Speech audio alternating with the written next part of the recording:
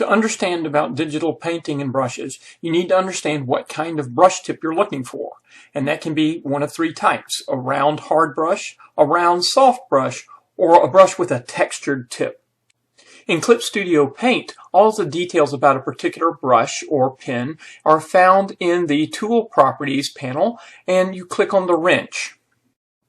The brush tip can be found under Brush Shape, and it is either going to be a circle or some material. If you click on circle, then this attribute of hardness comes up, and the brush can be either a hard brush or a soft brush.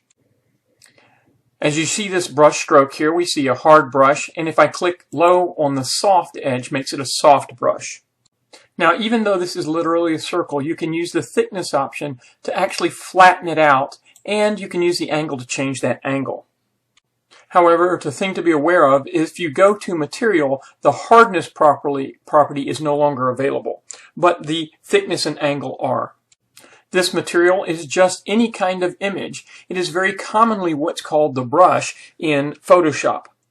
You can actually have multiple materials in a brush tip, and it's usually good that it's not perfectly circular. The next thing that you need to know about your brush is what layer you intend to paint on. Are you going to paint on the same layer as other colors, usually called flats, or are you going to paint on a different layer than the flats? This is an incredibly important question in Clip Studio Paint. In particular, if you go to the ink section and look, there is a color mixing property. In earlier versions of Clip Studio Paint, color mixing was called mix ground color.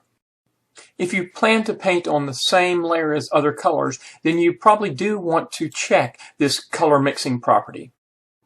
If you're painting on a layer that doesn't already have other colors, this color mixing may not give you the results that you expect. Although if you select the running color, then you can get some kind of blending with the transparent pixels. The next thing that you want to think about is what is the purpose of your pen or pencil or brush? Are you trying to sketch? Are you trying to ink? To block out color? Shade? To paint, where you're actually mixing paint on the same layer? Or to create environments? In the Tools Property pane, the eye symbol determines what things will show up in the tool property list. Take a look at the videos in the playlist to see how to create brushes for sketching, inking, blocking out color, shading, painting, and creating environments.